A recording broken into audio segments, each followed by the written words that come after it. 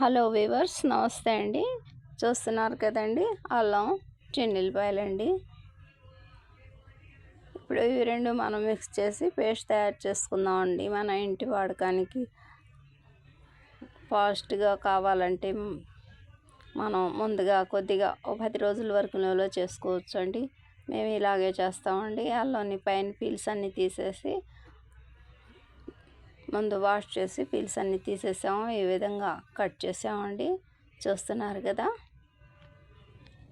ఇక చిన్నుల్లిపాయలండి, 100 గ్రాముల అల్లానికి 250 గ్రాముల అల్లానికి 100 గ్రాముల చిన్నుల్లిపాయలండి. ఈ విధంగా మిక్స్ చేసి మేము పెట్టుకుంటామండి. అవసరాన్ని బట్టి మా కర్రీస్లో వాడుకుంటామండి. మామూలుగా షాప్స్లో కూడా ఇవి అవైలబుల్ ఉంటుంది పేస్టు, కానీ మనం ఇంట్లో తయారు చేసుకుంటే చాలా బాగుంటుందండి. మేము ఈ విధంగా చేస్తామండి. 250 గ్రాముల అల్లం, 100 గ్రాములు చిన్నుల్లిపాయలండి.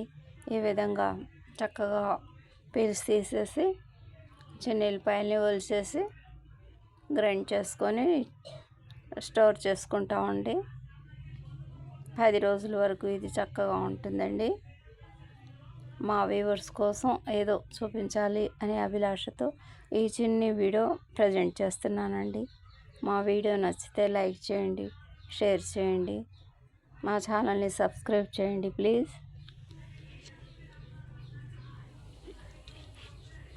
బై అండి.